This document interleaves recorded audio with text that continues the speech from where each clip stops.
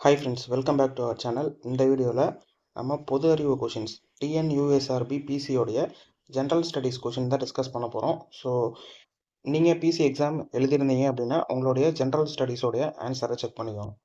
So first question பாருங்கள், பொறுத்துக. Third one பாருங்கள், தேசிய உணவு பாதுகாப்பு சட்டம் 2013 கொண்டு வந்திருப்பாங்க. தாதாபாய் நவ்ரோஜி தனிநபர் வருமானத்தை பற்றி எழுதியிருப்பார். ஸோ தேர்ட் ஒன்னுக்கு ஏ, ஃபோர்த்து பி. இதை வச்சு கெஸ் பண்ணீங்க அப்படின்னாலே ஆன்சர் வந்து பண்ணியிருக்கலாம். ஏபி இங்கே இருக்கு பாருங்கள். ஸோ ஆப்ஷன் டி சரியான விடை. அடுத்தது, சிங்கப்பூரில் நடைபெற்ற பிடே உலக செஸ் சாம்பியன்ஷிப் வென்றவர் யார்? டி குகேஷ், ஆப்ஷன் ஏ.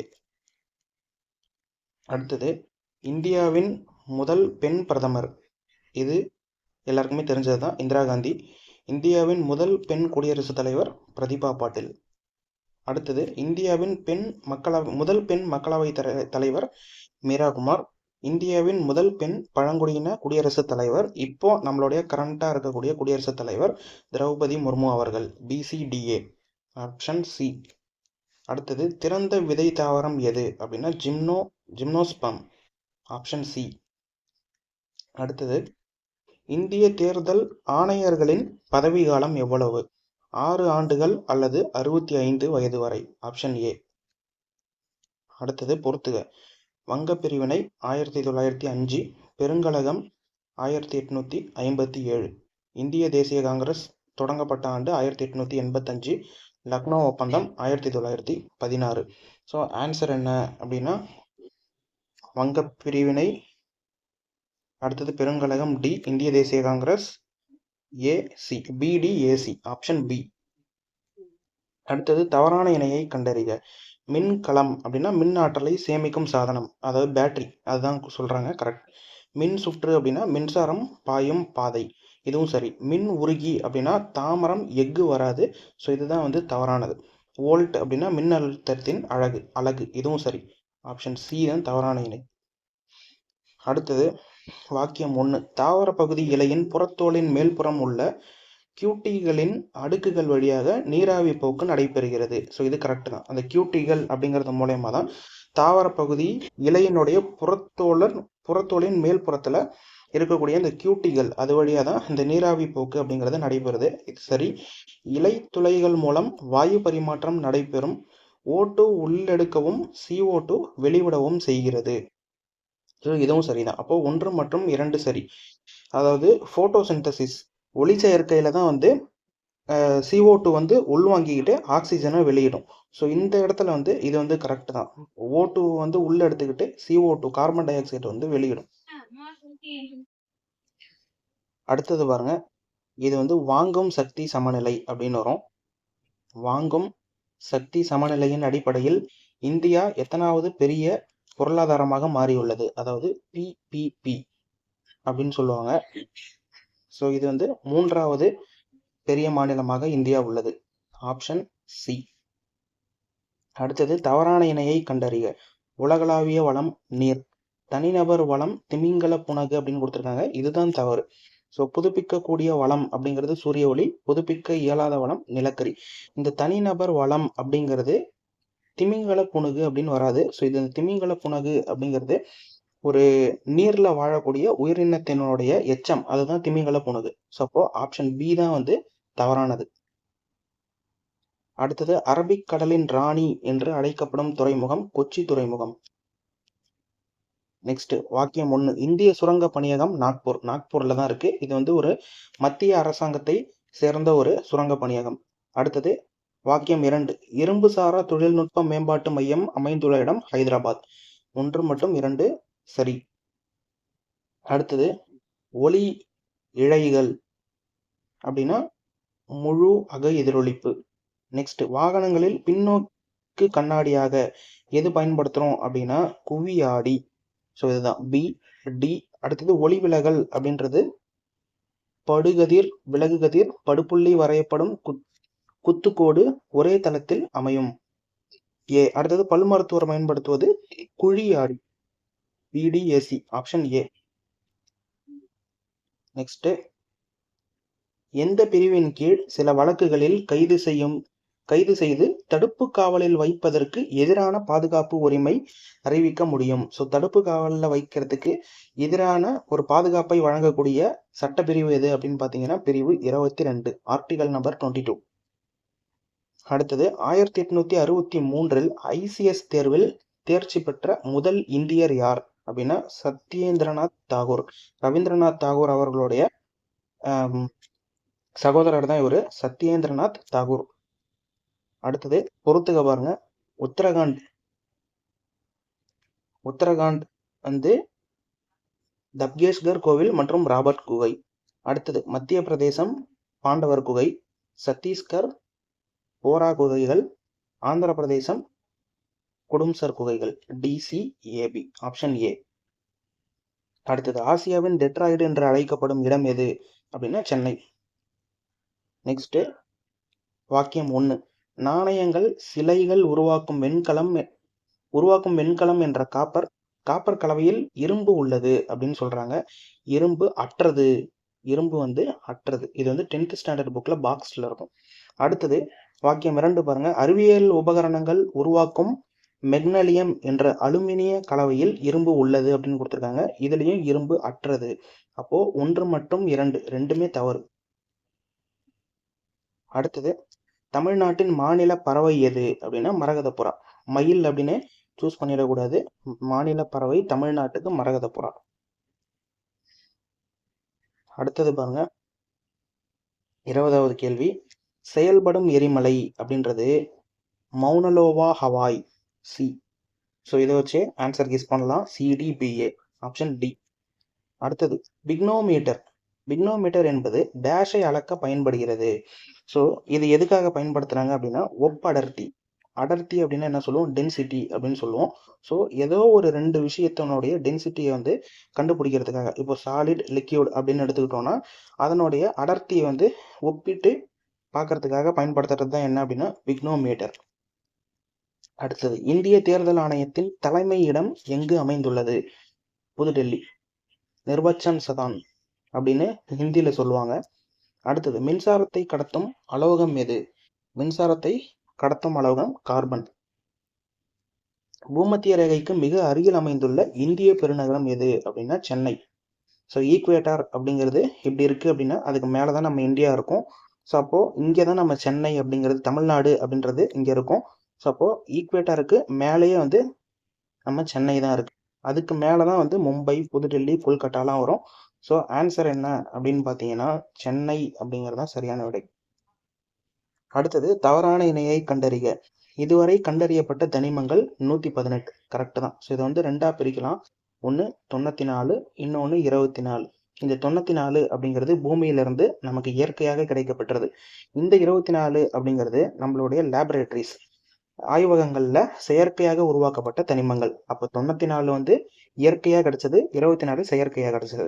ஸோ இதெல்லாம் சேர்த்தோம் அப்படின்னாக்கா 118 வரும். திரவ நிலையில் உள்ள உலோகம் எது அப்படின்னா பாதரசம். இதுவும் சரி. அடுத்தது அலோகங்கள் சல்ஃபர், பாஸ்பரஸ் அப்படின்னு கொடுத்துருக்காங்க. இதுவும் கரெக்ட் தான். உலோக போலிகள் காரியம், தாமிரம் அப்படின்னு கொடுத்துருக்காங்க. இது எல்லாமே வந்து உலோக போலிகள் கிடையாது, உலோகங்கள் தான். அப்போ இதுல தவறான விடை தான் நம்ம கிட்ட கேட்கறாங்க. ஆன்சர் என்னன்னு பாத்தீங்கன்னா ஆப்ஷன் டி.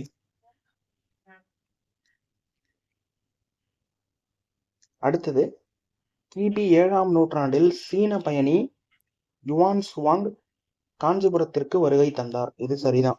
பல்லவர்களின் காலத்தில் புத்த சமயம் செழித்தோங்கியது.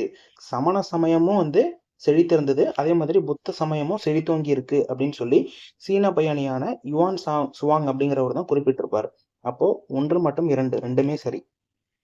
நெக்ஸ்ட் பாருங்க வாக்கியம் 1, நிதி ஆயோக் 2015 மார்ச் 1ஆம் தேதியிலிருந்து செயல்பட துவங்கியதுன்னு கொடுத்துருக்காங்க. மார்ச் கிடையாது, ஜனவரி 1.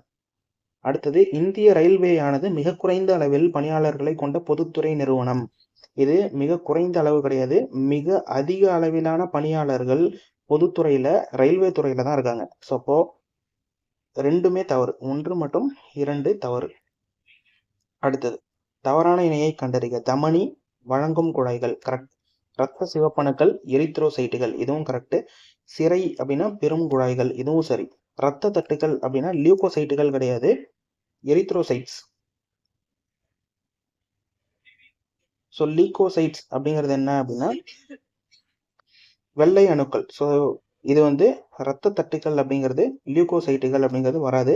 ஸோ ஆப்ஷன் டி தான் தவறான இணை. அடுத்தது, விரைவாக பழங்களை பழுக்க வைக்கும் வாயு எது அப்படின்னா ethylene. Option D ethylene. Next பொறுத்துக, வறண்ட காலநிலை, வெப்ப காலநிலை, தென்மேற்கு பருவமழை காலம், வடகிழக்கு பருவகாலம். இப்போ வடகிழக்கு பருவகாலம் அப்படிங்கிறது தான் நமக்கு கரண்டா போயிட்டு இருக்கு. ஸோ இப்போ அக்டோபர் முதல் டிசம்பர் இங்க இருக்கு பாருங்க லாஸ்ட் ஒன்னுக்கு. So option C. அடுத்தது, பொறிப்புகள் பற்றிய படிப்பு டேஷ் என்று அழைக்கப்படுகிறது. கல்வெட்டியல், எபிகிராஃபி. நெக்ஸ்ட், தவறான இணை. நுகர்வோர் பாதுகாப்பு சட்டம் 1986 கரெக்ட். சட்ட அளவீட்டு சட்டம் 2009. அத்தியாவசிய பொருட்கள் சட்டம் 1955 சரி. பொருட்களின் சட்டம் 1986 கிடையாது, 1980. ஸோ இது ரெண்டுமே வந்து ஒரே மாதிரி கொடுத்துருக்காங்க. ஆப்ஷன் டி தான் தவறு. மீத்தேன் மூலக்கூறில் கார்பன் அணுவின் இணைத்திறன் என்ன? நல்லா பாருங்க, கார்பன் அணுவுடைய இணைத்திறன் தான் கேட்குறாங்க. அப்போ CH4 அப்படின்னா கார்பன் அப்படிங்கிறது 4 ஹைட்ரஜனால வந்து பிணைக்கப்பட்டிருக்கும். அப்போ 4 அப்படிங்கிறது தான் சரியான ஆன்சர். அடுத்தது, ஒளியின் திசை வேகத்தில் செல்லக்கூடிய கதிர்கள் எவை அப்படின்னா இதுக்கான ஆன்சர் காமா கதிர்கள். ஆல்பா கதிர்கள் அப்படின்றது 10 முதல் 20 ஸோ அந்த அளவுக்கு அதனுடைய திசை வேகம் அப்படிங்கிறது இருக்கும். பீட்டா கதிர்கள் அப்படின்னா 10 மடங்கு. ஸோ ஆன்சர் என்ன அப்படின்னு பார்த்தீங்கன்னா காமா கதிர்கள். Option D. அடுத்தது, பாலைவனங்களே இல்லாத கண்டம் எது? ஐரோப்பா. அடுத்தது, வாக்கியம் 1. இந்தியா மற்றும் பாகிஸ்தான் ஆகிய நாடுகளுக்கிடையே அமைதியுடன் இணங்கியிருத்தலுக்கான 5 கொள்கைகள். அதாவது அந்த 5 கொள்கைகள் என்ன அப்படின்னா பஞ்சசீலம் அப்படின்னு சொல்லுவாங்க. 1954 ஏப்ரல் மாதம் 28ஆம் நாள் கையெழுத்தானது அப்படின்னு கொடுத்துருக்காங்க. இந்தியா மற்றும் சீனா, பாகிஸ்தான் கிடையாது, இந்தியா மற்றும் சீனா. இது தவறு. அடுத்தது, சார்க் நாடுகளின் கூட்டமைப்பு என்பது தெற்காசியாவில் அமைந்துள்ள 8 நாடுகளின் ஒரு பொருளாதார மற்றும் புவிசார் அரசியல் அமைப்பாகும். இது சரி. அப்போ கூற்று 1 மட்டும் தவறு. ஆப்ஷன் பி தான் சரி, 2 மட்டும் சரி. அடுத்தது, தவறான இணையை கண்டறிக.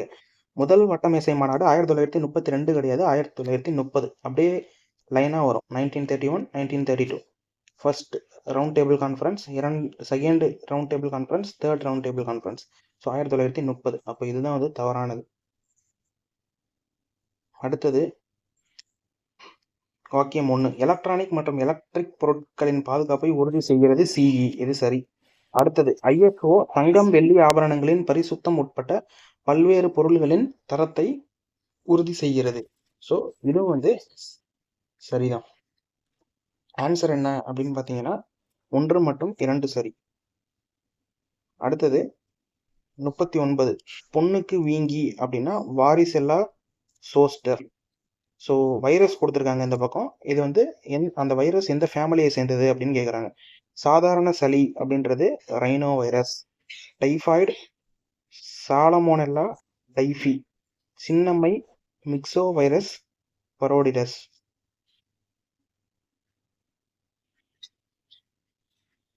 சாரி, இது வராது. பொண்ணுக்கு வீங்கி அப்படின்றது தான் மிக்சோ வைரஸ் பரோடிடஸ், இந்த ஃபேமிலியை சேர்ந்தது. பி. அடுத்தது, சாதாரண சளி அப்படிங்கிறது rhinovirus. Typhoid salmonella typhi. சின்னம்மை வாரிசெல்லா லோஸ்டர். BADC. அடுத்தது, போக்சோ சட்டம் நிறைவேற்றப்பட்ட ஆண்டு 2012. Option B. 41. பொறுத்துக. மோலார் பருமன் 22,400 மில்லி லிட்டர். அவகாட்ரோ எண் அப்படிங்கிறது 6.023 × 10⁻23. ஸோ இதை வச்சே நம்ம வந்து கெஸ் பண்ணலாம். இதுக்கான ஆன்சர் என்ன அப்படின்னு பார்த்தீங்கன்னா 41க்கு A, BDAC.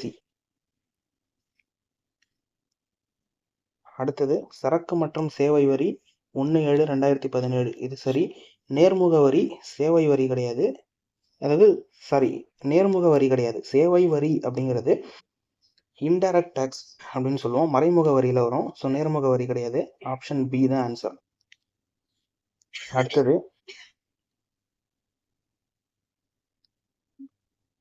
வாக்கியம் 1. மின்முலாம் பூசுதல் மின்னோட்டத்தின் வேதி விளைவு. இது சரி.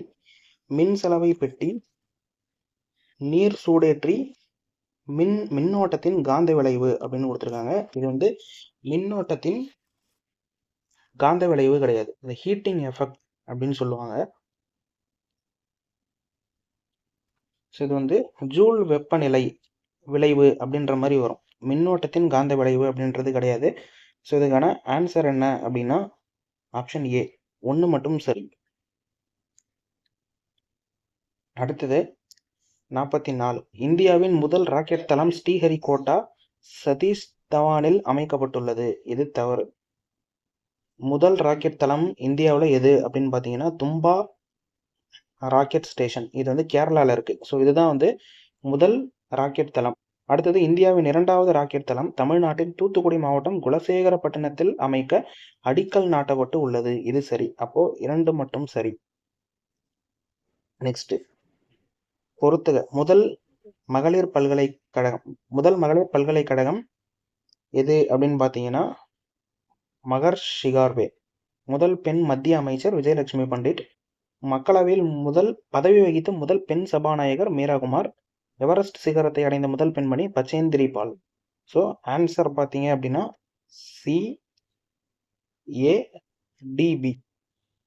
சிஏடிபி ஆப்ஷன் பி. ஸோ இதுதான் ஆன்சர். ஸோ இதோட ஜிஎஸ் பார்ட் அப்படிங்கிறது கம்ப்ளீட் ஆகுது. உங்களுடைய ஆன்சர்ஸை செக் பண்ணிவிட்டு எவ்வளோ ஸ்கோர் பண்ணியிருக்கீங்க அப்படிங்கிறத கமெண்ட் பண்ணுங்கள். So thank you friends.